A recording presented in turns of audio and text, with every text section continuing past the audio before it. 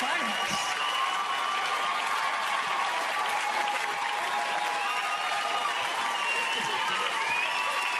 Thanks for the old clapping. All right. Starting to sound sarcastic.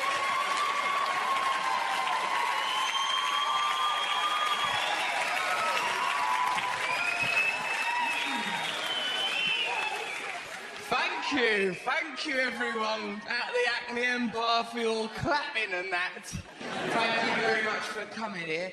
I've got quite a lot of stuff to tell you about. I suppose I should start by justifying these boots. The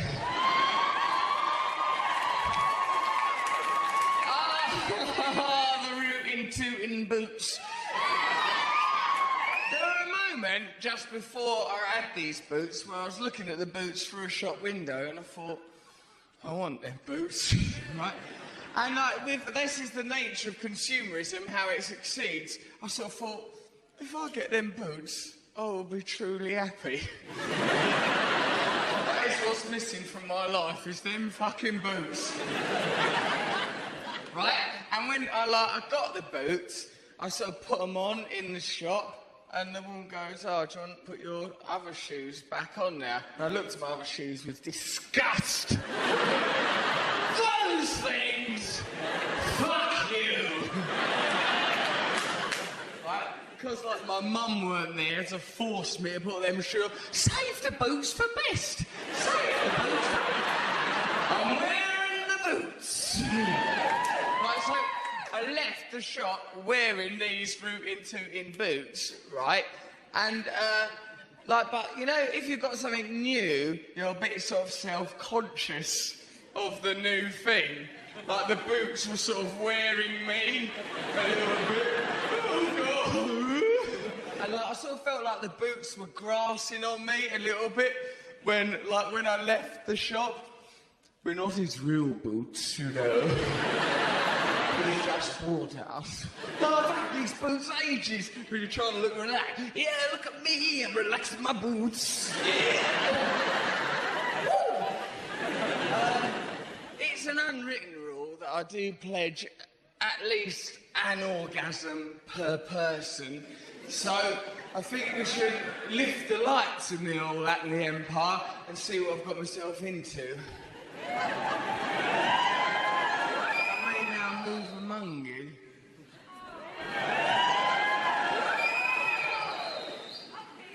Up here? I hope you mean that geographically, not anatomically. Up here. Whatever will do. Why make a fuss? Just get right down here, where everyone is. Look at you all, living your lives. All right, hello everyone up there.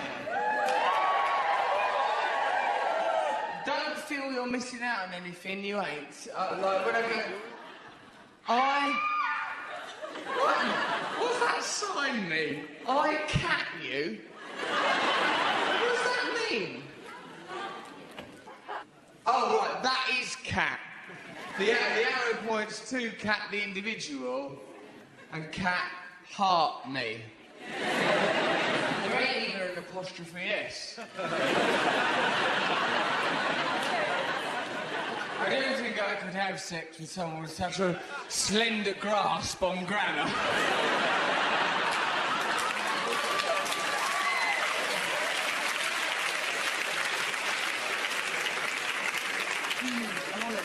Down the gully. Come down this gully. Right, fucking hell, you don't have to ask me twice. You want me down your gully? Down your gully's where I shall bloody well end up. There ain't very much leg room here, is there? Oh, it's difficult. I'm finding it hard to manage. Hello. Sorry that I've stopped here. You've been compromised by that, haven't you, in a way? I'll just come across here on my knees. What do you want? You're grasping my knees, you're holding me back. You're like an overbearing parent. Stay in the house, dear. You don't need to go away to London. Stay here with me. Your asthma's too bad. Look at that cable. It's nice, isn't it, the cable? Look at everyone having to handle the cable. Oh, it's nice. Hello, are you the wife of that lovely man? I am, yeah. I love him. Will he give me a little cuddle, do you think? I'm sure you will. I'm gonna cuddle him. Hello. Oh, no. Ah. I'm here. It was worth it. God knows, like the path that Buddha himself took, it were taxing, but it were worth it at the end. I may not feel enlightened, but by jingo, I feel stiff. I wish I did. Don't do a better joke than me. Can you guide me across? Like, as if used to a midwife's delivering me back. Oh, that's working quite well. Thanks. Pass the cable along, we're all one. Let's work as a team like ants. We're like ants. Ah, good old us working as a team. Right, I feel better now. Ooh. I like it here. It makes me happy to be inside here. I like it, the Hackney Empire. Chaplin has walked on that stage. Hancock, Stan Laurel, a lot of shit people as well. Yeah, you don't... We've erased them from history with a kind of etch-a-sketch we keep in our brains.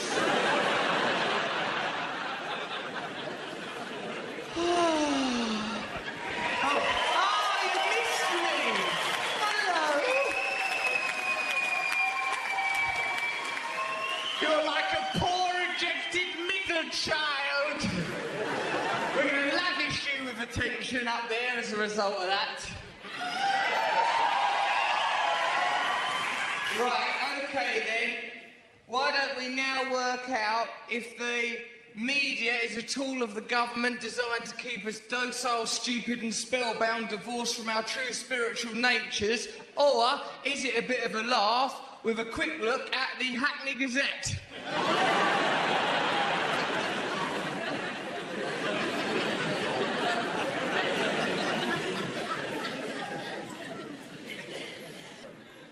Banned cleric used council building for sermons of hatred. It's a bit downbeat. And potentially risky. Police are monitoring a banned Islamic cleric who is believed to be preaching at a Dalston community centre tomorrow. Ooh! Well, that could be nice. I'll pop along. Usman Ali has been banned from his mosque in Woolwich. That must be embarrassing to get banned from the mosque. Oh, fuck off. Oh, yeah. Get out. What do we done? We'll find out here. He got banned from it after trustees won a court injunction in which he was suspended from Woolwich's Queen Elizabeth Hospital last week. He's banned from mosques, he's banned from hospitals. What kind of behaviour is he indulging in? Troubling people with their sick beds, interrupting prayers. He's a maverick. Let's get behind him. Now cops will be monitoring the former member of the banned Al-Muhajarun group. Oh. You know, like, sometimes I start reading something, I think, just read this out, it'll be a laugh, and then gradually I begin to realise, you're going to get fucking killed because of this.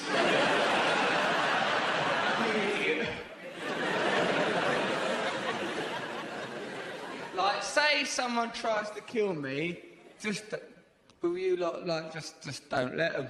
So I was only mucking about when he was being flippant and disrespectful about your culture at a time of universal conflict.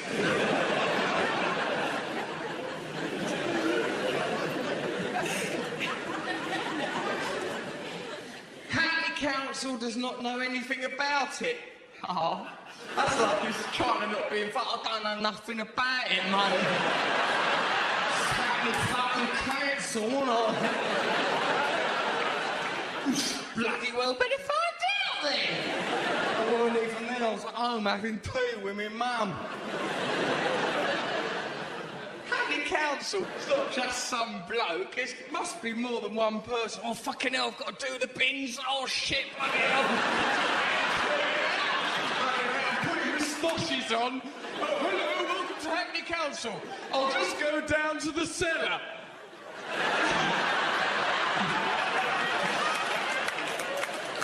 Council properly.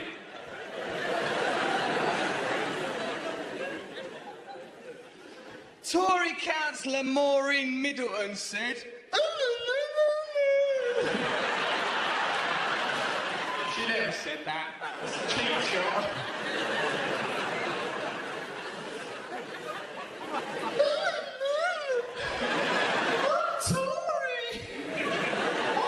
Tory councillor in Hackney, how'd she get in? I do care about others a bit. This is what she says anyway, Maureen Middleton. My understanding is that you can't use council property for political means. Well, get out of the fucking town hall then.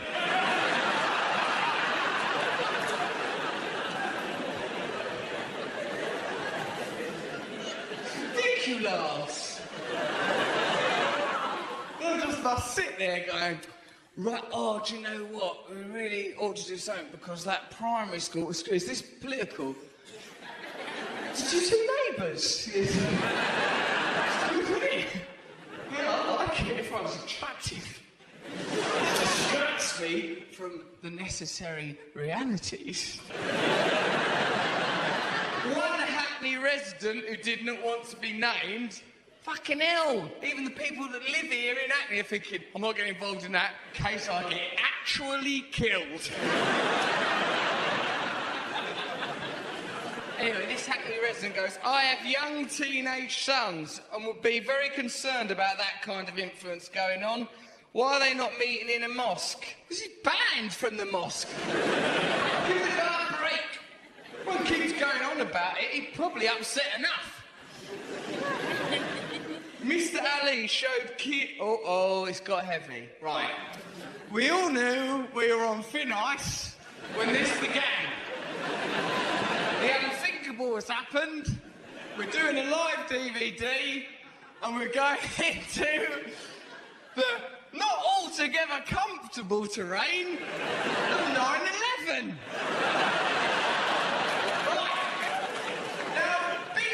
In this before.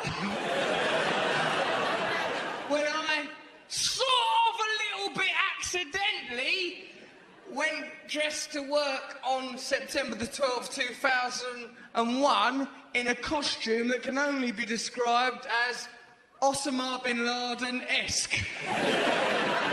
Some of you may have been distracted by that falling debris. Is that a good sign from God, do you think? That the heavens have opened and things are now tumbling? That, for me, is God, Allah, Buddha, all of them going, good son! Use truth as a kind of sex sword. Okay, guys! If you're real, that is, which I doubt. Not you, Christian God.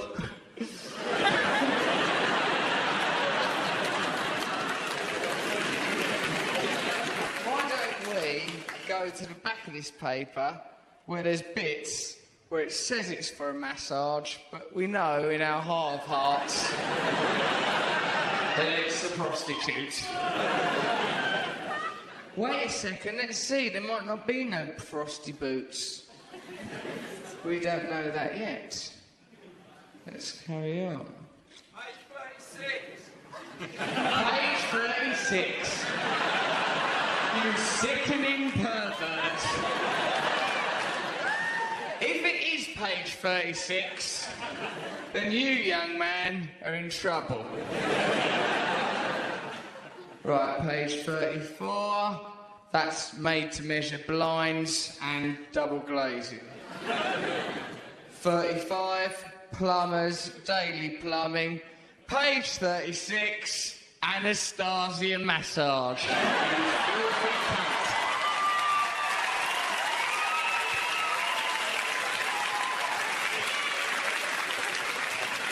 You sicken me.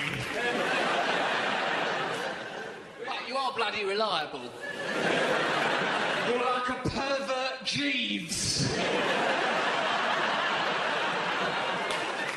Jeeves, could you prepare my bath? I already have, sir. It's full of sperm.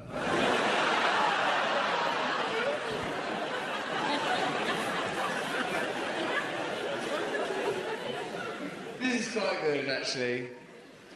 Annabelle Sauna.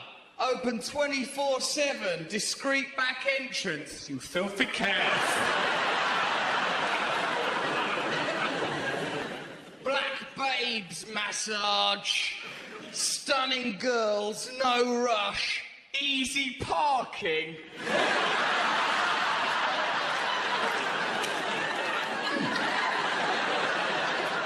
I'm gonna leave that there a little while, if you don't mind.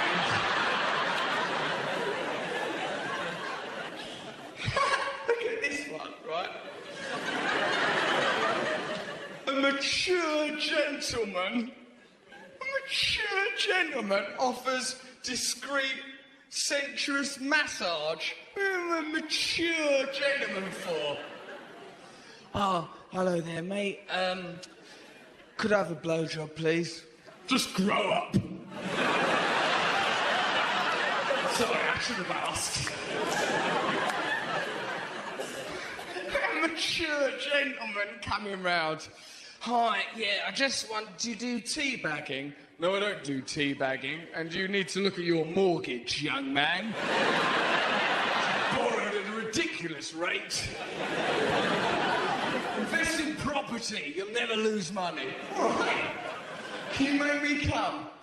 Get out! Oh, under my roof. It's my roof, nonetheless.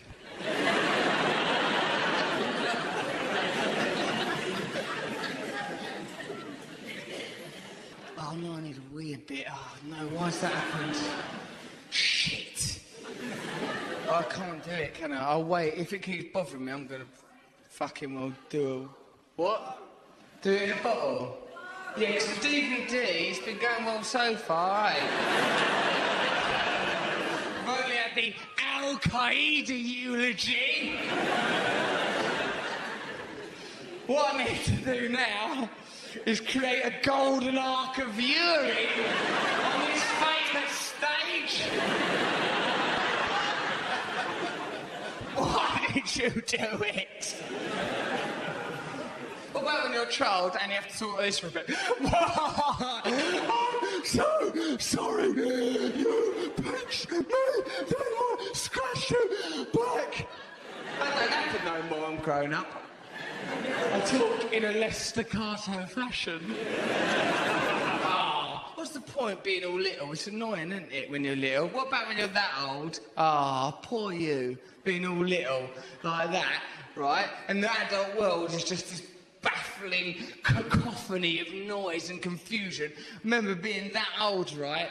And like, I was wearing this body warmer and I'd gone for like a walk with my dad and I didn't used to see my dad very much. I was a bit scared of his masculinity and presence. He was sort of there, sort of like trying to do up this body warmer and it was cold and there was this disused pit opposite where I used to live in Grays in Essex, right? And I was sort of there and like my dad was trying to do up the zip of this body warmer and you know when you're all little and that, when you wear a coat and you can't move properly in the coat.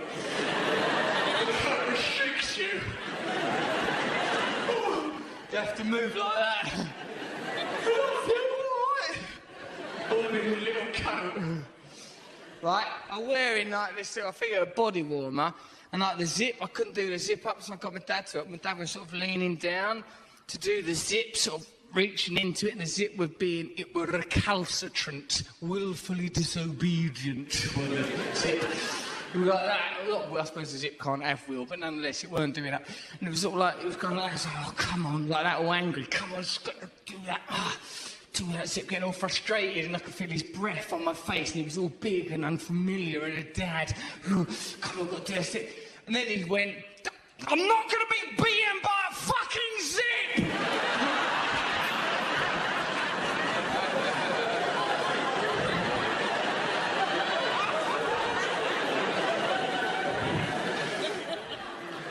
In a way, Father, the zip has already won. It's made you lose your temper. And I don't like when you're children, people want to impose this, oi! Stop it! Grow up! Stop enjoying life and being yourself! Oh, fucking hell! And I think like other parents trying to do, like if someone else's dad has a go at you when you're around their house, you're not my dad, what's going on? All this shouting.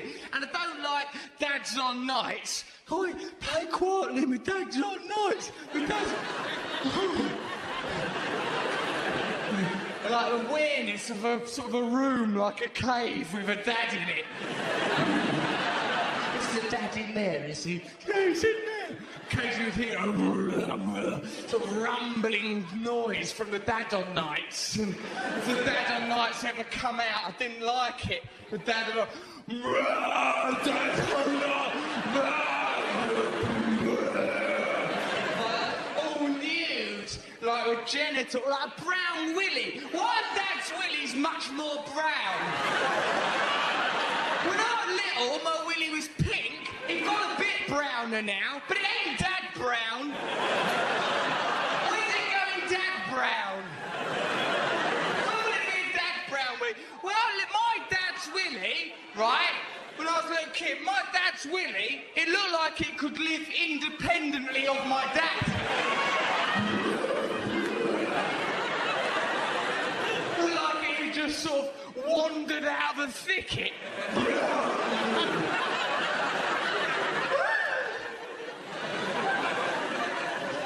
Mine was just a little pink Smurf hat. Trying to crawl back inside itself. What about when, like, your entire self-determination and esteem is defined by what time you go to bed? What time do you go to bed? Oh, me. You know, just about 8 o'clock or something. I go to bed when I like. I'm something of a maverick. Yeah, 10 o'clock, I can go to bed then. 10:30, I just tend to choose. Sometimes I just watch Newsnight. Then go to bed. What about you? 8:30, is it? You're a mug.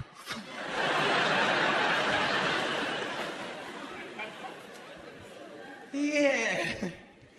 Like, and then, right, I once had to, my mum was away, so I had to stay with my dad, right? And my mum was parenting me from a predetermined idea of what parenthood is, like the innate idea of the family. All right, I'm a mum, I'll be a mum in the way that my mum was a mum. My dad approached parenting as if that dynamic had never happened before. All right, what do you want then? You're all right, mate. So then when I was staying with him, he went, all right, okay, so what time do you go to bed then? I thought, fucking hell! He doesn't know what he's doing! Shit! I mean, about 10 o'clock. All right. Oh, yes! The same feeling that as an adult I would get walking through customs with heroin in my bottom. I'm getting away with it! With loads of delicious heroin.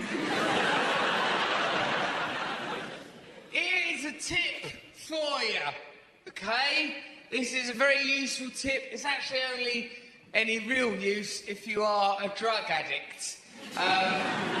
If you're not a drug addict, don't think, ooh, that's a good tip.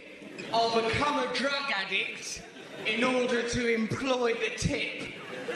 That is false economy.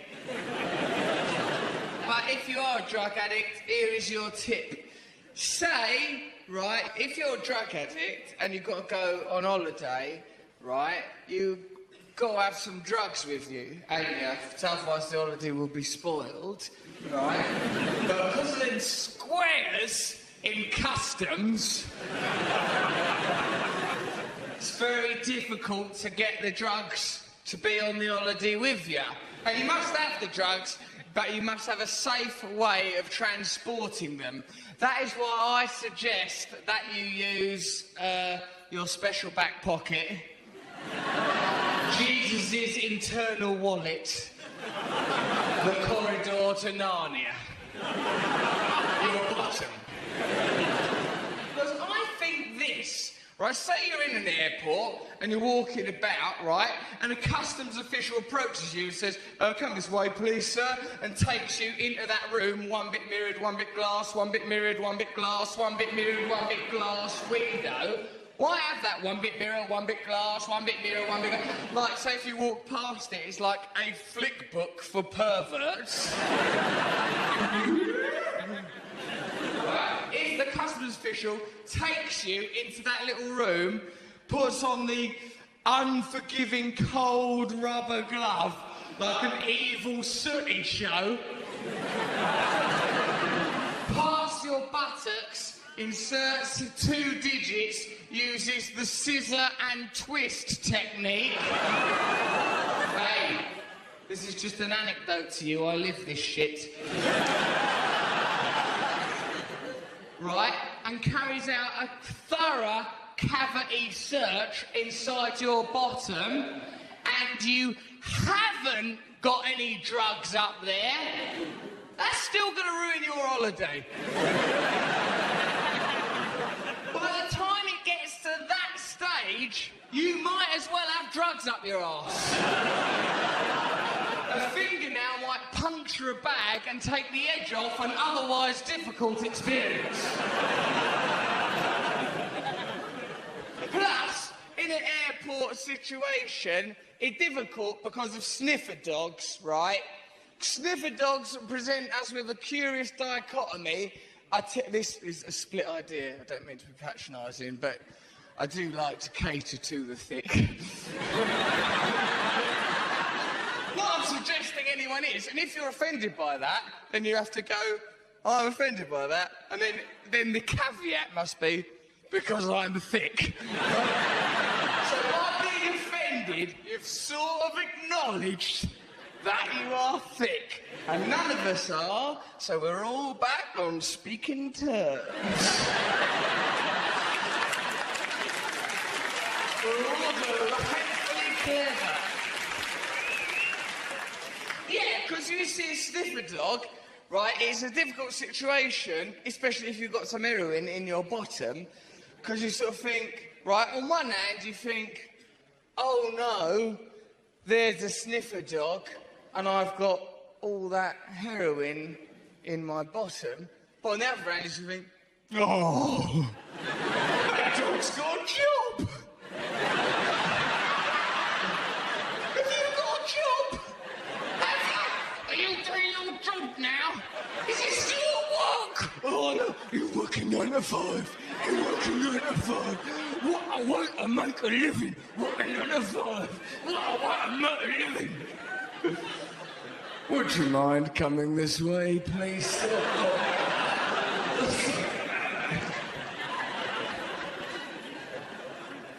Sniffer dogs? Dogs don't should have job. As bad as your grammar cat. Dogs don't need a job. A dog is just a dog, isn't it? Plus, even amateur dogs will do some sniffing.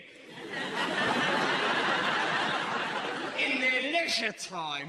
And I don't like that because they put the guilt on you Like, if a dog start probing you here with its snout, like, why have I got to bear the burden of the guilt? He's doing it, I ain't sniffing his nuts. Oh, must be smelling my dog. He's smelling your cock. Unless your dog is living in your scrotal sack. I don't think you should have a sniffer dog, because a dog shouldn't have a job, right? And why?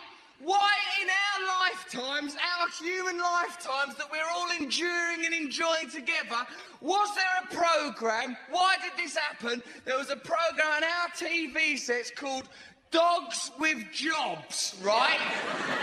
Dogs with Jobs, and they used to put it on at 11:30 in the morning, right? Now, I was unemployed at that time, and I resented a programme called Dogs with Jobs being put on telly when they knew unemployed people would be watching.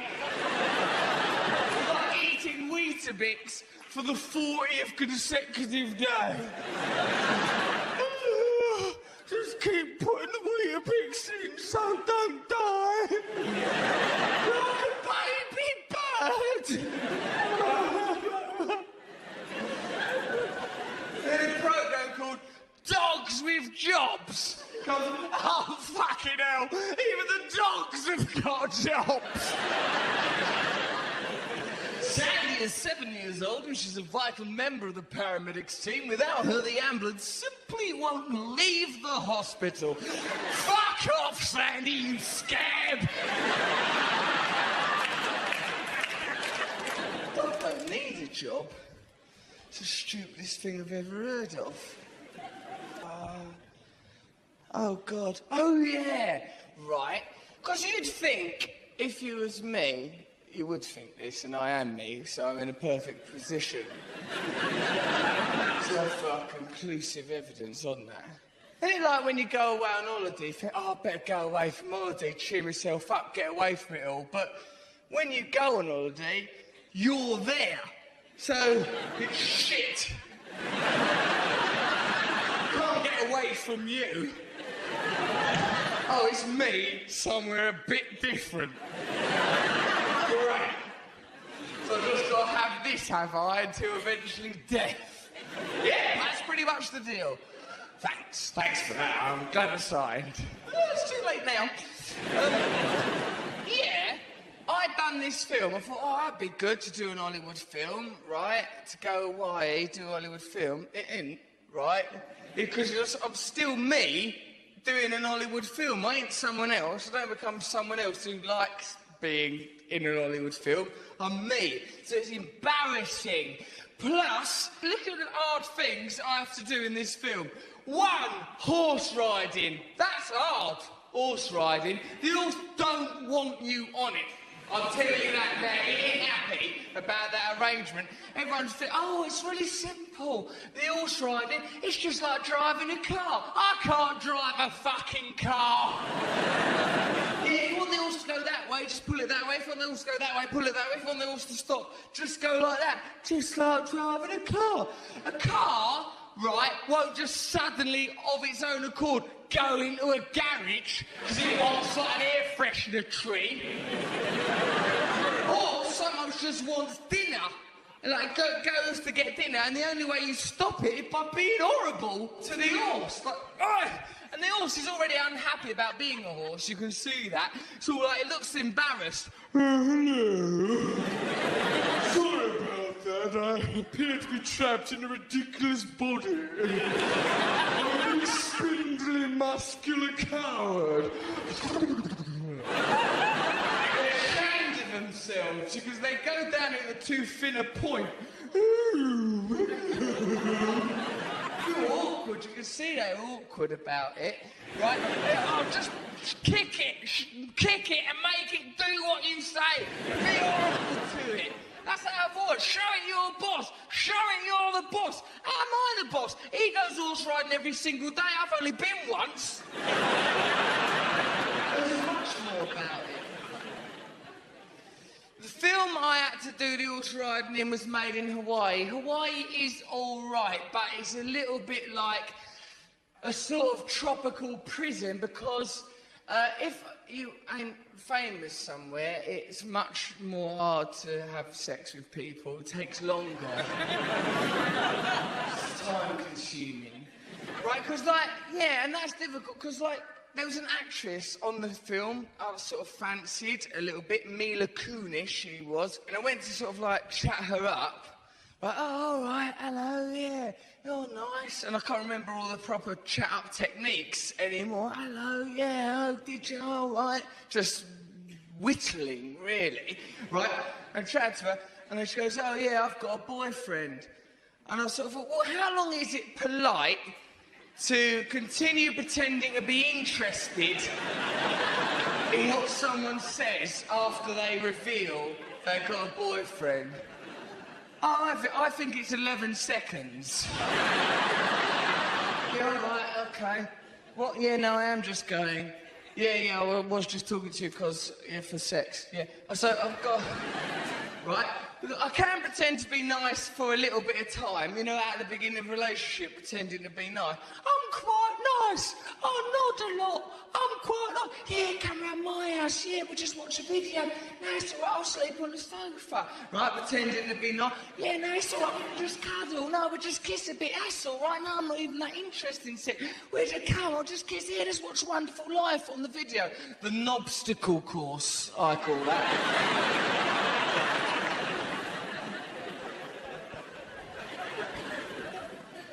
Yeah, because that in Hawaii, it was a bit hard because, like, I had to, like, when you're doing a film, they say, oh, you'll be living in this trailer or using a trailer as a dressing room. They had trailers, right, silver bullet trailer things from the future.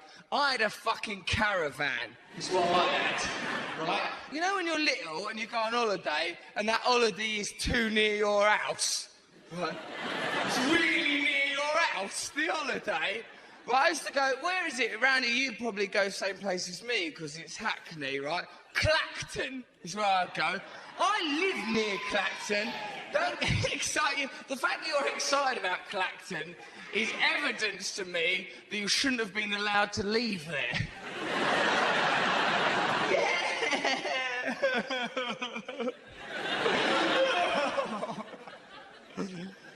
Yeah, I don't like them holidays, what's really neat. A holiday, like caravan holiday in Clacton, right?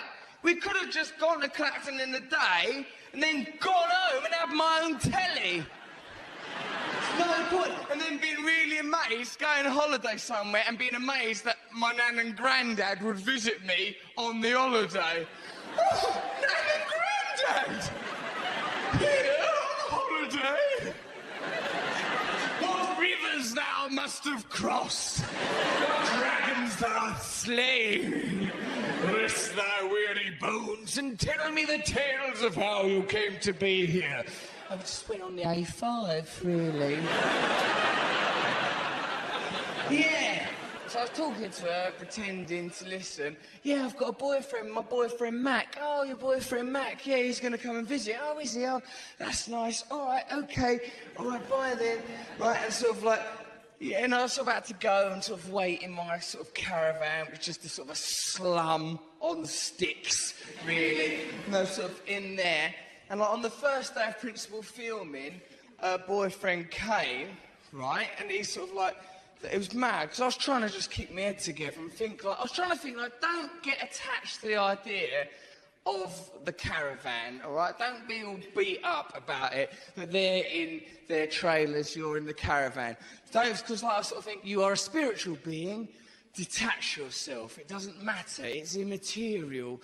Your soul is eternal. The material world is transient. Do not become attached to your caravan and worrying about the caravan. It is ultimately irrelevant. You are a good man. But then I'd see one of them going into their lovely trailer and think, you fucking cunts! Right. And on, like, the first day of filming, right, I see her come out of her glorious trailer. She's sort of like that, right? That's her boyfriend is in there. She's doing interpretive dance. That's him in there, right? And I was coming out of my slum, right? Just walking along, trying to keep my head held high. And as she walked past, she goes, "Oh, Russell, this is my boyfriend, Mac." And I sort of go, "Oh, all right then, Mac," and walk past what is quite clearly Macaulay Culkin. Mac, that is not Mac. That is Macaulay Culkin. He got longer and got a bit wave-faced and pinched like a ghost man. But it was Macaulay Culkin. That is Macaulay fucking Culkin. You are fucking Macaulay Culkin. Mac, try to rebrand him as Mac. Oh, it's Mac. Oh, he's Mac, is he? Right, Macaulay Culkin. Right, go like it. Do the face. Do it. Do it. Do it. Do it. Do the face. Right, Macaulay Culkin.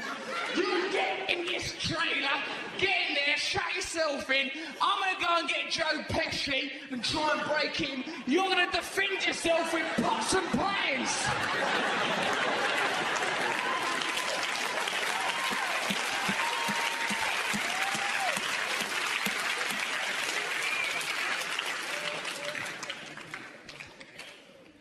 Yeah, and for the whole rest of the time I was there, I had to sort of go, "Oh, all right, Mac." Macaulay Culkin, Macaulay Culkin, Macaulay Culkin.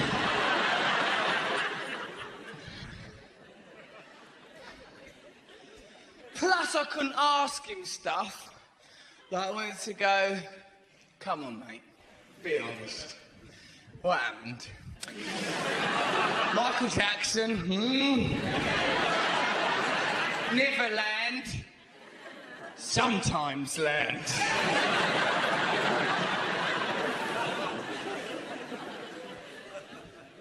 And Woody Harrelson turned up. Right, Woody Harrelson out of Cheers just turned up. Right, and I liked him. He was pretty amazing and intense, sort of intense eyes. I think he might like a puff or something. Right? He was dead nice. And like he was sort of there, I think he knew one of the producers, and I was living sort of on this kind of, in this chalet, looking out across the ocean, a beautiful lawn, these gorgeous trees, and it was sort of spectacular and beautiful way to be imprisoned every day, awoken at 5 a.m. by a cockerel, as if it was its fucking job to do it, as if it was in a regimented way. Why do they do that? Well, I'll tell you why. It is territorial. I learned they're being territorial. In fact, all birdsong is just territorial, aggressive shouting. Right, so when you read in Wordsworth, "Oh, fucking hell, a nightingale, oh, how beautiful the mellifluous song of a lark," that is just birds going, "Fuck off! This is my tree! Fuck you!"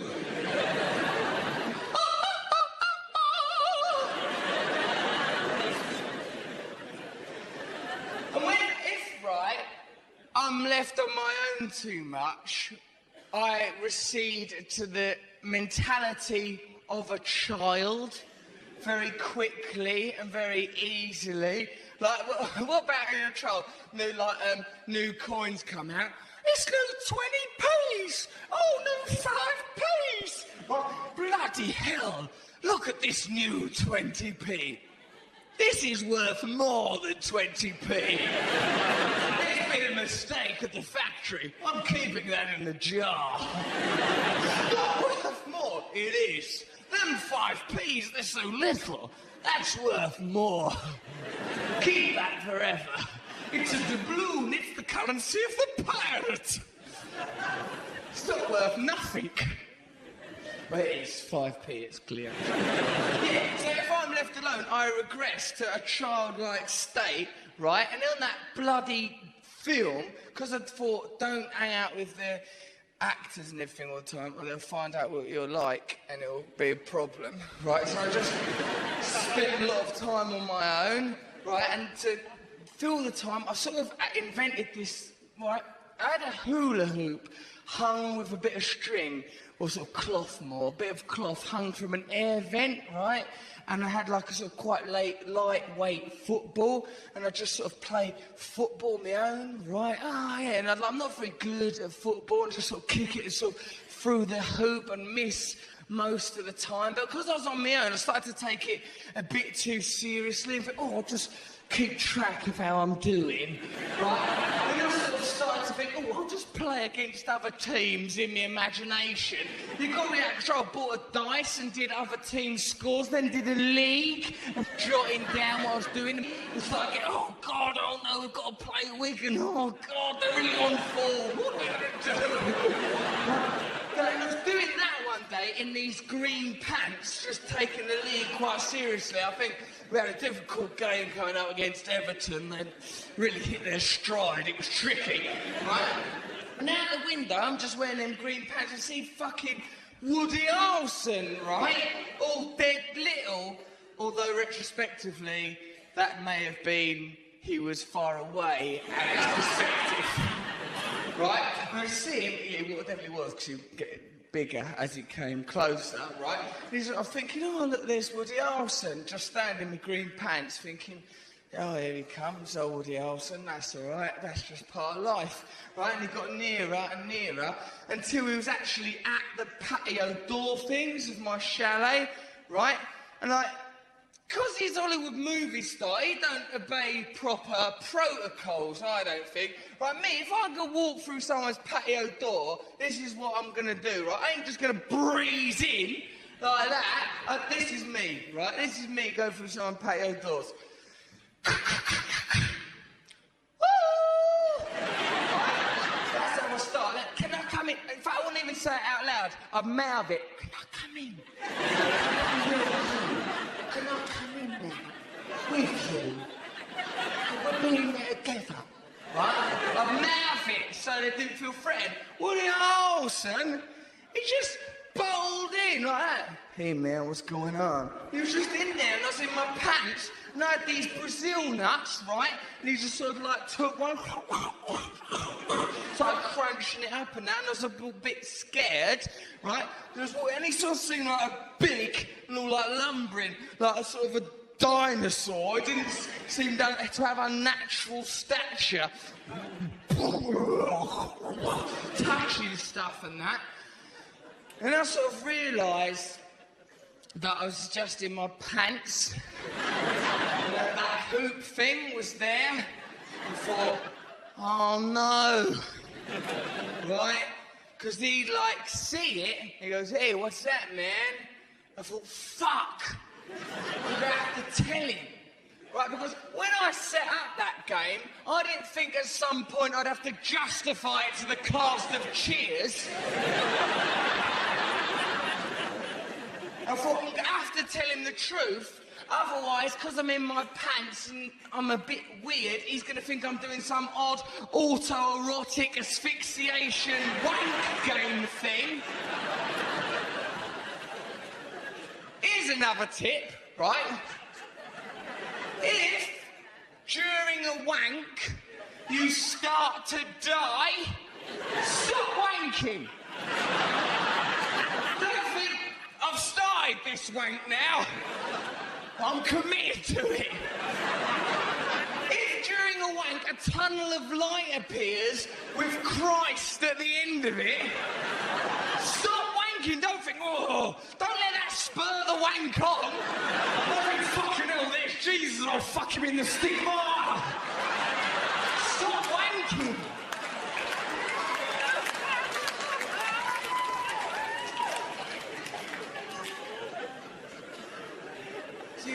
So what's that, man? Oh, that. And I just think, like, look, that was part of my life. Like, this is part of my life now, being in here with you. Oh, hello, all right, look, person, right? There was a moment in my life when Woody Harrelson's there, right? What's that, man? Then there's an uncomfortable silence while he tried to work out how mentally ill I was. And I had to go, that? Oh, That's where I play this football game in here, on my own, Woody Harrelson, out of Cheers. And it's awkward, so I just couldn't think of nothing to say. So I just went, do you want to go? He went, yeah. I thought, right, this is happening now, brilliant. Well, Woody Harrelson just started walking over to the penalty spot, being that. Put the ball down on it, looked up at the hoop, took a single breath like that, like you're a noble Roman emperor, looked through the hoop and went, first time, every time. Kicked it and scored, the cunt! Right? Then walked over here, like picked up another Brazil nut, and they were right by the fucking league tables, and I had to go, oh shit! Pull a newspaper before he seen the league. Then he just bowled out the door, walked across that green lawn thing, and started climbing a tree. I just watch it happen. And plus, right, it totally destroyed the league because he had one shot, scored one goal, it was an away goal. Just devastated the whole system. And I couldn't relax, I didn't do the league no more, because I thought, oh, fucking hell, Ted Danson might just bowl in and start querying my choice of kit.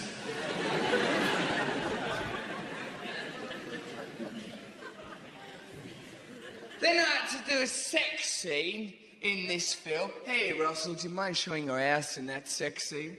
Yeah, I'll do it. That's okay. I don't want to show it. No, that's cool, man. You can just wear these, like, flesh-coloured briefs. Flesh-coloured briefs. Is there a less erotic conglomeration of language than flesh-coloured briefs? Right? You don't feel very safe. It's the colour of a prosthetic limb, right? It's about to wear these flesh-coloured briefs, and underneath it, they give you, like, to sort of keep your genitals all safe, they give you, like, a little, well, not that little, an average-sized sack thing to put your genitals in. But it's Max, it's like a drawstring on the top of it, and that's underneath. You've got to put your cock and balls in this sort of sack. I'll tell you what it's like. Remember when we killed Saddam Hussein? We put that bag on his head? It's like one of them, for your cock and balls. And I felt that was out of order, Saddam Hussein, as well. So I've sort of gone round to the opinion of, oh, should we let him off? Because, I'll tell you why, because you know when we dug him up out that hole in the ground, when he got found in that hole and he came out, and he was all a bit dirty and he had a long beard, he looked a bit like Father Christmas, I thought. I thought he looked like a Father Christmas who'd been sacked from Debenhams for being drunk at work. Oh, he's all right, he's all right. And should we let him off? No, we can't, he's proper out of order. Oh, no. So, give him a cuddle, yeah? No, he's proper out of order. I just felt sorry for him, because when they got him down that hole, they provided an inventory of what he had down there with him, and one of the items was a fun-sized Mars bar. It sort of made me want to cry that he was down there with that. Because I thought, oh, not even a normal-sized Mars bar. It made me think that there'd have to be some flunky for Saddam Hussein going, well, Saddam, he really likes chocolate, but it is a very little hole. Fun-sized Mars bar. Think about what you have done. I will. Yes, I had a Saddam sack on my cock and balls, even though they dictate to no one but me. In there, sort of all trussed up. And that's unerotic. What's also unerotic is the piercing sort of glare of the bright lighting and men, burly men, sort of trucker-type men stood around with tool belts. And the actress I was working with, she had to be wearing her own version of nude clothes, right? And she had, like, I felt sorry for her, because I know you lot all think that I'm a pervert. And, in a way, I am. But also, I'm quite humane, and she seems sort of vulnerable, right? And she's just wearing like these sort of pink plastic knickers to look sort of flesh-coloured, and they sort of look like, so we know when licorice is flattened out and sort of coloured, sort of like red licorice, but it's like pink, flat licorice knickers to cover her genitals there, and like her boobs are covered with that. You know, like those silicone jelly things that women put down their bras to trick us? She had those over her boobs, so she had like this sort of jelly bra and like licorice knickers. She looked like a Bertie Bassett prostitute.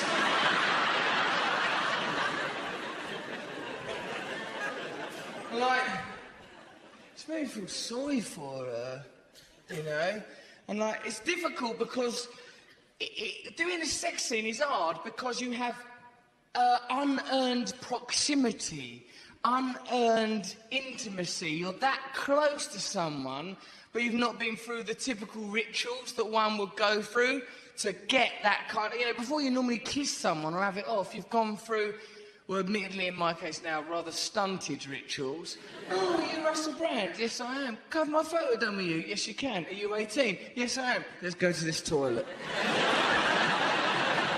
But it is a ritual nonetheless. And if you think we don't need rituals in our culture, you bastards, we do, right? Because look what happens, right? So when a new cultural event occurs, a protocol will emerge to augment and protect that.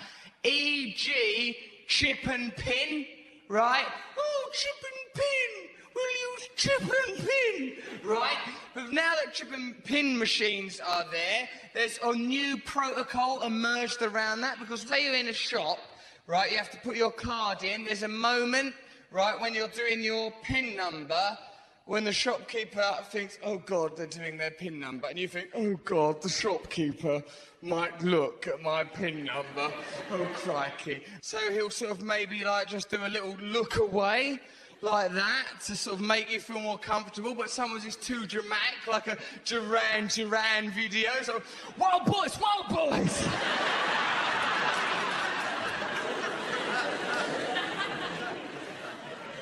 I don't like that little machine anyway, I don't like it tells you what to do.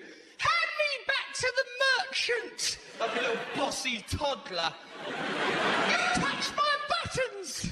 You have it. Who's the fucking merchant? Shopkeeper, that is. Who says merchant? Are you the merchant? Yes, I am. Would you like some silks and spices from around the globe? Stupid word to call something.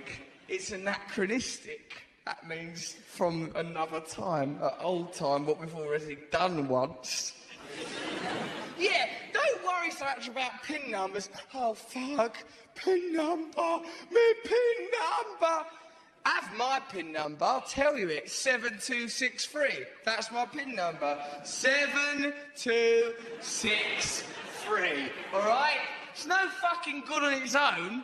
You can't just wander into Argos and go, yeah, can I have that barbecue, please, and that sofa, 7263. All right? Useless. You need the card.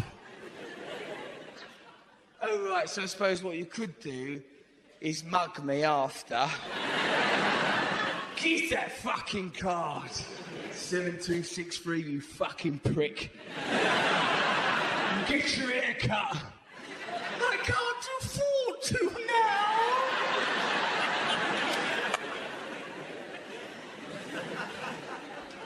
You won't remember that anyway. You smug bastard.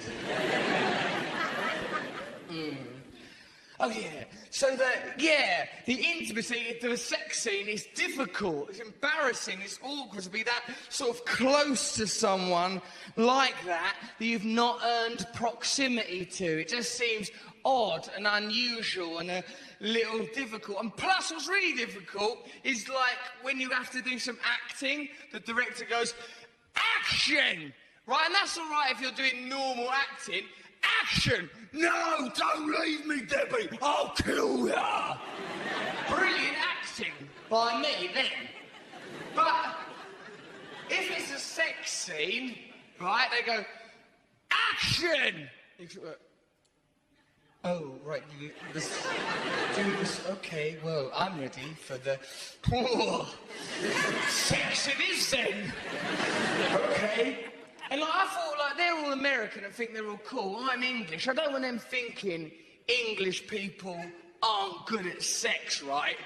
So I really fucking went for it. Took it on the first take.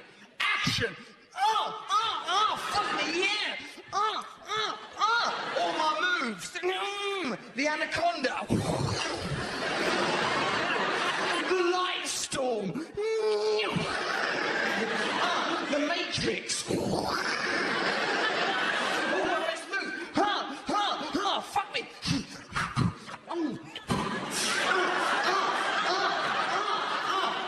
Fuck me.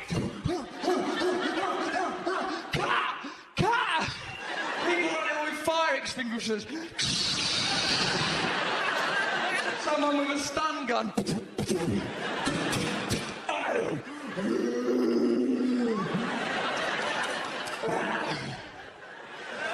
He's gone too far.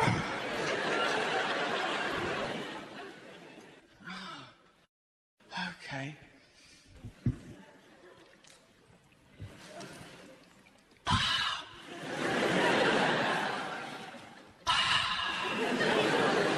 Why go?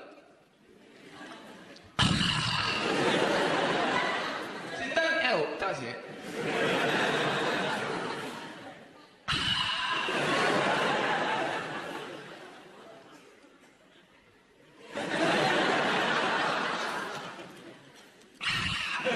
If you don't do it, it feels like you've trapped it. Feels like it's in you. Could I come out, please? Why do people do this? Say you're in a pub, why does this happen? People do this, watch this happen.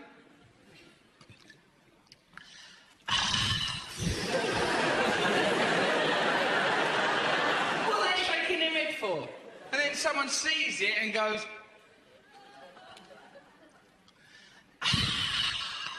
What are they agreeing with? Then someone else go... What the hell are they on about? Confusing for a person. You know, I had to do them Brit Awards, right? And I got in a lot of trouble doing those Brit Awards, right?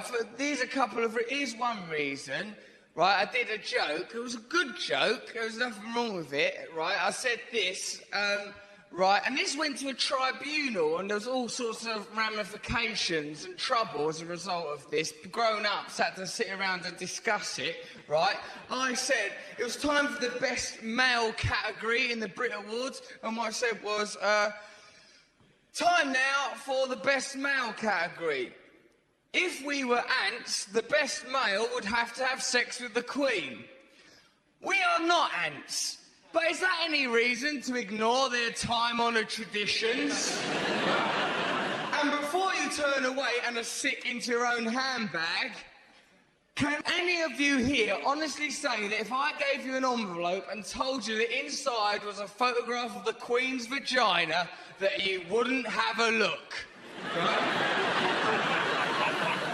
And then I went, here with that envelope is Joss Stone. Right?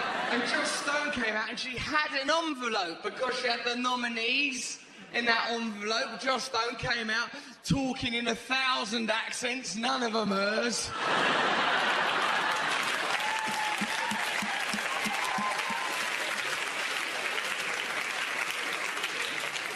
Yeah, and I really needed a wee dead bad in that situation. It was awkward and terrible, right? And I've been like, the men's toilets were fucking... I was doing the Brits, so it's difficult to go for a wee.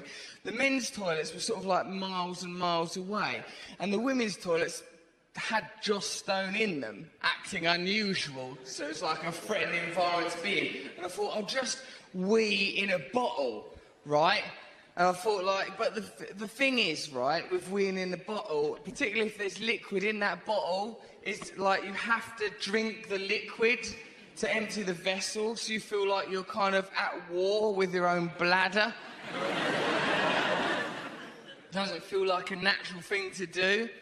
And secondly, the problem is, right, it's difficult because if you need to wee in a bottle and you're a man, right, I'm going to have to use some childish language here, your helmet seals the top of the bottle shut, creating a vacuum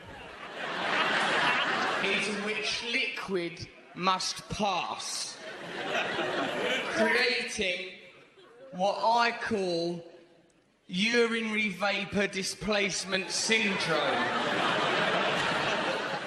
In this case, the escaping gas coming out of the bottle caused my foreskin to inflate, sort of like a bullfrog's neck.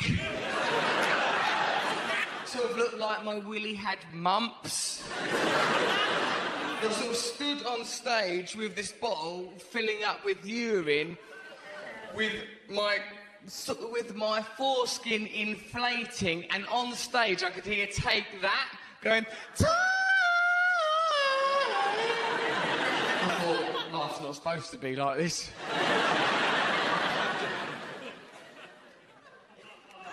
It's not we, though.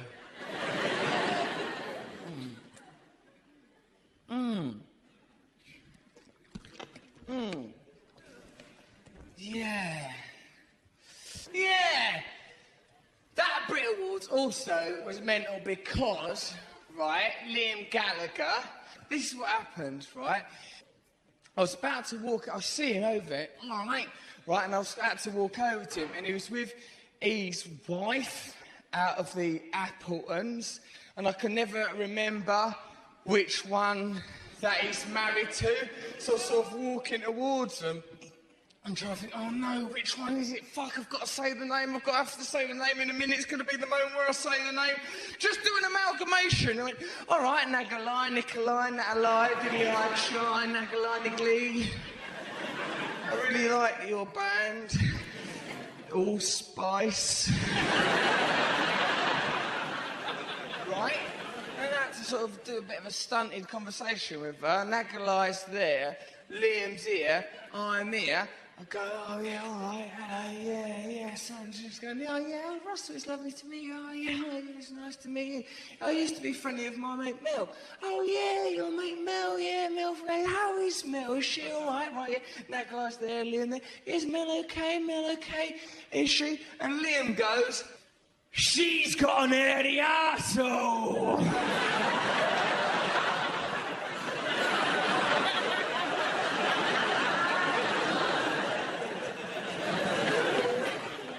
What do you say to something like that?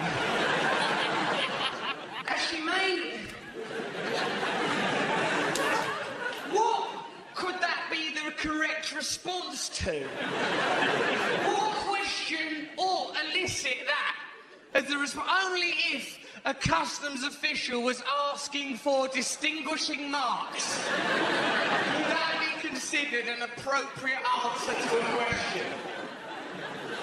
And I don't know what to say, because the Brett's Guide to Etiquette does not say if someone points out the hairy arsehole of a third party, one ought to take a gentle sip of one's tea and salute. There's no... Yeah. No, that sort of thing always happens to me. I used to have this drug dealer, Lucky he was called, he weren't even lucky, right? Lucky was around his house, just sat on the sofa, and he came up to me with a photograph, right, of what was quite clearly his wife's vagina. And went, all right, Russell, what do you think of that? Show me it. I thought, what do you say to that? What's the polite response? In the end, I just went, So I gave it back, because that's non-committal, Right, make the sound and give the photo back on the sound. Like you're supposed to, if a mugger mugs you, you're meant to go, no! Right? To the mugger, it surprises the mugger that you know what you're doing. No! Because it's assertive. Don't mug me! I don't mug you, don't mug me! The mugger will be disoriented. No! You mug me then! Stop mugging!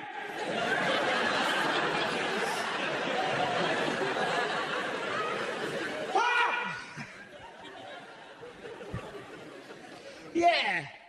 Right, so yeah, Liam Gallagher. Liam's here, Nagalai's there, I'm here. Then Liam put me in a psychological vortex of language. I fucking hate people doing that. Right? What he done was he told me that his mum really liked me, but then he kept telling me that, even though I'd responded already. Hey, Russell, our mum fucking loves you, mate. Oh, does she? Oh, that's lovely. Oh, thank you, Liam. Thank you. Thanks for telling us that, mate. She fucking loves you. She fucking loves you. Oh, does she? Oh, that's lovely. Do pass on my regards. That's sweet, mate. She fucking loves you. Oh, bloody hell. Is this my life now? This conversational carousel. Afterwards, I will come and talk to some people, like all of you, anyone who wants. We're gonna do, like, I'll come over there and sign things and meet you in that, and frankly, run an unofficial kind of, sort of a talent show. Sort of, imagine Pop Idol, but with the ultimate goal of providing me with casual sex. Cock Idol, I suppose is what it would be. Yeah, I'll do that afterwards. But before I go, does anyone have any inquiries or questions they want to ask of me? You can have my autograph, yes, if that's some kind of glorious euphemism. If you'd like me to write it in a silvery snail trail across your room.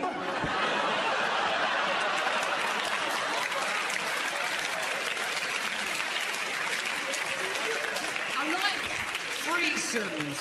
You should probably know. I do enjoy threesome, but in threesomes, much better, I think, if you're going to have a threesome, right, and you're a heterosexual man, have it with two women. Don't have it with one of your mates and a woman, right? Because all you've done then is just doubled the chance of someone farting during sex. Also, you run the constant risk of what I know as nutbrush. I once done a threesome, right? I done a threesome with my mate Matt, right? I accidentally, keyword, got a little bit, key phrase, I accidentally got a little bit of spunk on his leg. And Matt, in the most childish act of tit-for-tat retaliation in human history. Fucking hell, Russell, you cunt!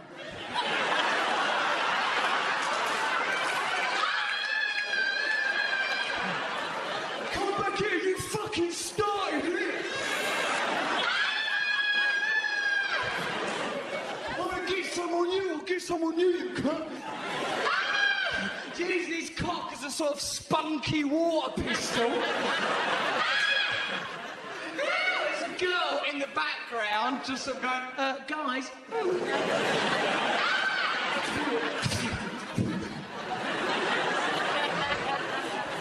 Ridiculous ticker tape parade for idiots. Right. I I will come and see you in a little bit. We'll meet each other out there, carry out some sort of process. I really appreciate you coming tonight. Thank you very much. I've enjoyed performing for you because I love you. Hare Krishna. Good night.